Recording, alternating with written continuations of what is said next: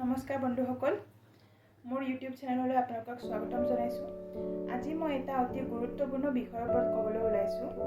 যিহেতু বৰ্তমান কোভিড মহামাৰীয়ে সংহাৰী ৰূপ ধাৰণ কৰিছে, গতিকে এই সময়খিনিত আপোনালোকে ঘৰতে যেতিয়া আপোনালোকক হোম আইচলেশ্যন থাকিবলৈ দিয়া হয়, সেইখিনি সময়ত আপোনালোকে কেনেদৰে নিজৰ যতন ল'ব তাৰ ওপৰত মই এটি সৰু আলোচনা কৰিবলৈ ওলাইছোঁ। মই আপোনালোকক হাত জোৰ কৰি অনুৰোধ জনাইছোঁ, আপোনালোকে আপোনালোকৰ দৈনন্দিন জীৱনৰ 5 মিনিট সময় উলিয়াই এই ভিডিঅ'টো শেষলৈকে চাব। মই মোৰ নিজৰ কোনো স্বাৰ্থ সিদ্ধিৰ কাৰণে এইটো কথা কোৱা নাই। আপোনালোকৰ ভালৰ কাৰণে মই আজি এই ভিডিঅ'টো দাঙি ধৰিছোঁ আপোনালোকৰ আগত। আশা কৰোঁ আপোনালোকে শেষলৈ চাব আৰু আপোনালোকৰ আত্মীয় স্বজনৰ মাজত এই ভিডিঅ'টো আপোনালোকে শ্বেয়াৰ কৰিব যিমান পাৰে। অতি সাধাৰণ 3টা উপায় আপোনালোকক মই ক'ম। এই 3টা উপায় মানি চলিলে আপোনালোকে কোভিডৰ লগত যুঁজিবলৈ আৰু বেছি শক্তিশালী হৈ উঠিব পাৰিব, লগতে আপোনালোকে কোভিডক হৰুৱাব পাৰিব। ভিডিঅ'টো আৰম্ভ কৰাৰ আগত মই মোৰ পৰিচয় আপোনালোকক দাঙি ধৰিব বিচাৰিছোঁ। মই নিতামণি ডেকা। মই যোৱা বছৰ মানে 2020 চনৰ 26 মাৰ্চৰ পৰা 2021 30 এপ্ৰিললৈকে মই মহাৰাষ্ট্ৰৰ এখন ব্যক্তিগত খণ্ডৰ হস্পিটেলত কোভিড কেয়াৰ ইউনিটত কাম কৰিছোঁ। মই এগৰাকী হেল্থ কেয়াৰ ৱৰ্কাৰ। মই ৰেজিষ্টাৰ্ড BSc নাৰ্ছ হয়। তাত মই কোভিড ICUত সম্পূৰ্ণ একেৰাহে এবছৰ কাম কৰিছোঁ। গতিকে তাত হোৱা মোৰ অভিজ্ঞতাৰ ওপৰত ভিত্তি কৰি আৰু লগতে মোৰ যি প্ৰফেশ্যনেল যি নলেজ তাৰ ওপৰত মই ভিত্তি কৰি আজি এই 3টা কথা ক'বলৈ ওলাইছোঁ। এতিয়া মই প্ৰথম কথাটোলৈ আহিছোঁ। আপোনালোকে সকলোৱে জানে যে সকলোতে এইটো শ্লোগান দিয়ে আছে যে ঘৰত থাকক, সুৰক্ষিত থাকক। ঠিক আছে, আমি ঘৰত আছোঁ, সুৰক্ষিত আছোঁ, কিন্তু ঘৰত থকাৰ পিছতো আমাৰ যেতিয়া কোভিড পজিটিভ আহে তেতিয়া আপোনালোকে গমেই পাইছে গোটেই বিশ্বতে গোটেই সমগ্ৰ ভাৰতবৰ্ষত অক্সিজেনৰ নাটনি হৈছে। ৰেমডেছিভিৰৰ যিটো ইনজেকশ্যন, সেইটোৰ ইনজেকশ্যনৰ নাটনি হৈছে। লগতে অক্সিজেন বেড এভেইলেবল নাই, হস্পিটেল বেড এভেইলেবল নাই, ICU বেড এভেইলেবল নাই। গতিকে তাৰ কাৰণে আপোনালোকক মেক্সিমাম পেচেণ্টকে যাৰ বহুত কম লক্ষণ থাকে, মাইল্ড চিমটম বুলি কোৱা হয়, যাৰ কিছু মাইল্ড চিমটম থাকে বা কিছুমান মডাৰেট চিমটম থকা পেচেণ্টকো যদি কোনো অক্সিজেনৰ তেওঁলোকৰ জৰুৰত নহয়, অক্সিজেনৰ যদি প্ৰয়োজন নহয়, তেওঁলোকক ঘৰতে থাকিবলৈ কোৱা হয়। আৰু সেইটো আমি সকলোৱে জানো হোম আইচলেশ্যন বুলি কয়। আৰু হোম আইচলেশ্যনত থকা সময়খিনিত আপুনি কেনেকৈ নিজকে এই যুদ্ধখনৰ লগত আপুনি যুঁজিব। এতিয়া মই প্ৰথমতে আপোনালোকক শিকাম deep breathing exercise. Deep breathing এক্সাৰচাইজক যদি আমি অসমীয়াত ক'বলৈ যাওঁ, এইটো হ'ব দীঘলকৈ উশাহ নিশাহ লোৱাৰ এটা ব্যায়াম।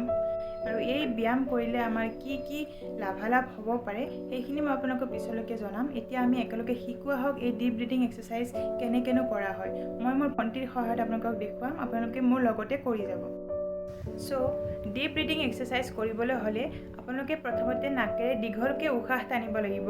তাৰপিছত মনৰ ভিতৰতে আপোনালোকে 1 2 3 এনেকৈ কাউণ্ট কৰিব, গণনা কৰিব। তাৰপিছত আপোনালোকে মুখখন জোঙা কৰি মুখেৰে লাহে লাহে আপোনাৰ বতাহটো উলিয়াই দিব। এতিয়া তাই আপোনালোকক কৰি দেখুৱাব।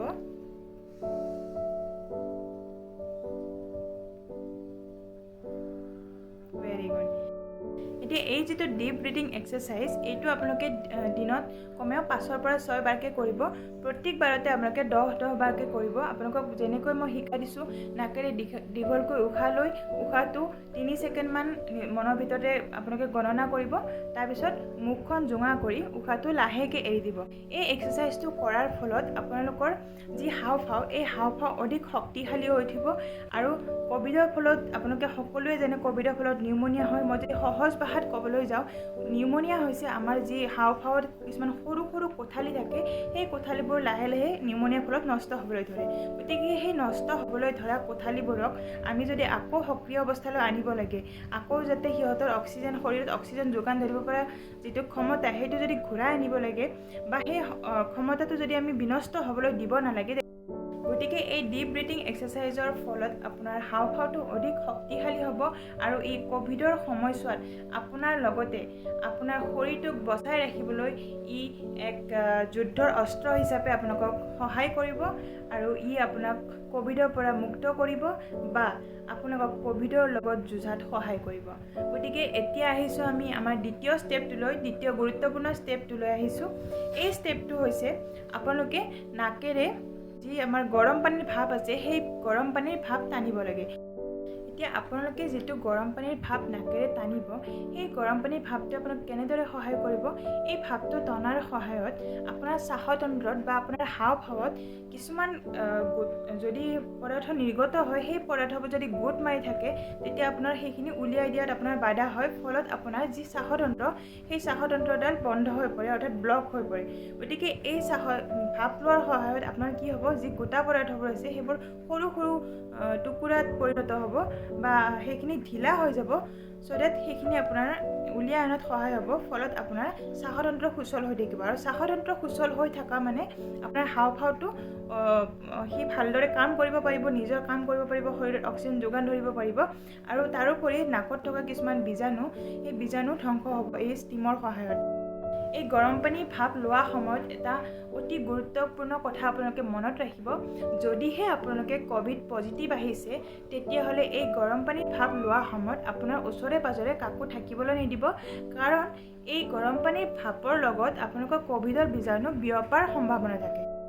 গৰম পানী ভাপ ল'বলৈ আপোনালোকে এনেকুৱা এটা মেচিন কিনি ল'ব পাৰে। আপুনি অনলাইনত এইটো সহজতে পাব, ষ্টিম ইনহেলাৰ মেচিন বুলি কয়। এই মেচিনটো ল'ব পাৰে, নহ'লে আপুনি ঘৰতে থকা যিকোনো পাত্ৰ ব্যৱহাৰ কৰিব পাৰে গৰম পানী ভাপৰ কাৰণে। মই এতিয়া এইটোতে আপোনালোকক কেনেদৰে ল'ব লাগে সেইটো দেখুৱাই দিছোঁ। আপুনি গৰম পানী ভাপ লোৱা সময়ত মূৰটো তলফালে হাউলি ইয়াৰ পৰা আপোনাৰ ভাপ ওলাব। সেই ভাপটো নাকেৰে দীঘল দীঘলকৈ টানিব। ইয়াত আৰু বিভিন্ন ধৰণৰ পাৰ্টছ থাকে, সৰু সৰু কিছুমান নাকৰ কাৰণেও পাৰ্টছ থাকে। মই এইটোতে দেখাইছোঁ। ইয়াৰ পৰা যিটো ভাপ ওলাব, সেই ভাপটো আপোনাৰ নাকেৰে টানিব। আৰু এইখিনি সময়ত এটি অতি গুৰুত্বপূৰ্ণ কথা হ'ল, ভাপ লোৱা সময়ত আপুনি এখন কাপোৰেৰে মূৰটো ঢাকি ল'ব, আৰু আপোনাৰ যিটো পাত্ৰত ভাপ লৈছে সেইটো ঢাকি ল'ব। এনেকুৱা কৰিলে আপোনাৰ যিখিনি ভাপ ওলাব সেইখিনি আপুনি সৰহকৈ পাব। আৰু ইয়াৰ আন এটা উপকাৰিতা হৈছে, ই বাহিৰৰ ফালে ইমান নিবিয়পিব।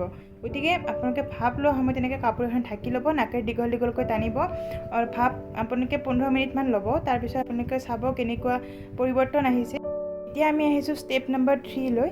ষ্টেপ নম্বৰ 3ত আপোনালোকে দেখিছে, আপোনালোকে যেতিয়া শুব, তেতিয়া আপোনালোকে এনেকুৱা পজিশ্যনত শুব। এই পজিশ্যনটোক শ্লিপিং ইন প্ৰন পজিশ্যন বুলি কোৱা হয়। এই পজিশ্যনটো আপোনালোকৰ হাওঁফাওৰ কাৰণে বহুত উপযোগী হয়। ইয়াৰ ফলত আপোনাৰ শৰীৰৰ মাত্ৰা, অক্সিজেনৰ যি মাত্ৰা আছে, সেই অক্সিজেনৰ মাত্ৰা বৃদ্ধি হোৱাত সহায় কৰে। আপোনালোকে এই পজিশ্যনত যেতিয়া শুব, আপোনালোকৰ সম্পূৰ্ণ আপোনাৰ শৰীৰটো এখন সমতলত থাকিব, আৰু আপোনাৰ মূৰটো গাৰুত থাকিব, আৰু মূৰটো এফাল কৰি শুব। হাত দুখন আপুনি গাৰুৰ তলতো ৰাখিব পাৰে বা কাষতো এনেদৰে থৈ দিব পাৰে। আৰু এই পজিশ্যনটোত যদি আপোনালোকে অকণমান অসুবিধা যদি হয়, তেতিয়াহ'লে আপুনি এই পেটৰ তলত আন এটা গাৰু ৰাখিব পাৰে। আপোনালোকৰ এইটো সুবিধা অনুযায়ী পেটৰ তলত আন এটা গাৰু ৰাখিব পাৰে। তেওঁলোকক চাগে সৰুতে মাহঁতে বা আইতাহঁতে কৈছিলে যে দন্ত্যত দ হৈ শুইছ দেখোন তহঁতে। গতিকে দন্ত্যত দ হৈ যেতিয়া আপোনালোকে শুব, এইটোক ছেমি প্ৰন পজিশ্যন বুলি কোৱা হয়। আপোনালোকে এনেকৈও শুব পাৰে। যদি আপোনালোকে কণ্টিনিউৱাছ একেৰাহে সেনেকৈ শুই থাকিলে আপোনালোকৰ প্ৰব্লেম হয়, এনেকৈও শুব পাৰে। এনেকৈ শুলেও আপোনাৰ হাওঁফাওৰ কাৰণে ই উপযোগী হয়, আৰু শৰীৰত অক্সিজেনৰ মাত্ৰা বৃদ্ধি হোৱাত সহায় কৰে। গতিকে আজি মই মোৰ ভিডিঅ'টোত এই 3টা অতি গুৰুত্বপূৰ্ণ কথা আপোনালোকৰ লগত আলোচনা কৰিলোঁ, আৰু মই আপোনাক হাতযোৰ কৰি আপোনালোকক অনুৰোধ জনাইছোঁ, যদিহে আপুনি ক'ভিড পজিটিভ আহিছে, আপুনি ক'ভিডত আক্ৰান্ত হৈছে, তেতিয়াহ'লে অতি সোনকালে আপোনালোকে এই 3টা পদ্ধতি অৱলম্বন কৰক। চাব আপুনি হাঁহি মুখে এই ক'ভিডক জয় কৰি আপুনি ঘূৰি আহিছে, লগতে আপোনাৰ পৰিয়ালৰ লগতে নিজকো সুৰক্ষিত কৰি ৰাখিছে। গতিকে আপোনালোকে মনত ৰাখিব, মই মোৰ অভিজ্ঞতাৰ ফালৰ পৰা কৈছোঁ, আপুনি যিমান সোনকালে চিকিৎসা গ্ৰহণ কৰিব, সিমান সোনকালে আপুনি ক'ভিডক হৰুৱাব পাৰিব। গতিকে আপোনালোকে ক'ভিডৰ যিকোনো লক্ষণ দেখিলেই, যেনেকুৱা জ্বৰ, কাহ, চৰ্দি, মূৰৰ বিষ, ডায়েৰিয়া, আৰু লগতে আপোনাৰ যদি উশাহ নিশাহত অকণমান হ'লেও কষ্ট হয়, আপুনি তৎক্ষণাত ওচৰৰ স্বাস্থ্যকেন্দ্ৰত যাওক আৰু ক'ভিডৰ পৰীক্ষা কৰাই লওক। তেওঁলোকে যি দৰৱ পাতি দিয়ে সেইখিনি গ্ৰহণ কৰক, আৰু লগতে এই 3টা পদ্ধতি আপোনালোকে অৱলম্বন কৰক। দেখিব আপোনালোকে হাঁহি মুখে ক'ভিডক জয় কৰি আহিছে, লগতে আপোনাৰ সমাজখনকো সুৰক্ষিত কৰি ৰাখিব পাৰিছে। গতিকে মোৰ যদি এই ভিডিঅ'টো আপোনালোকে উপকৃত হোৱা বুলি ভাবিছে, আপোনালোকে আপোনাৰ আত্মীয় স্বজনৰ লগত শ্বেয়াৰ কৰিব, আৰু সকলোৱে ঘৰত থাকক, সুৰক্ষিত থাকক। জয় আই অসম। ধন্যবাদ।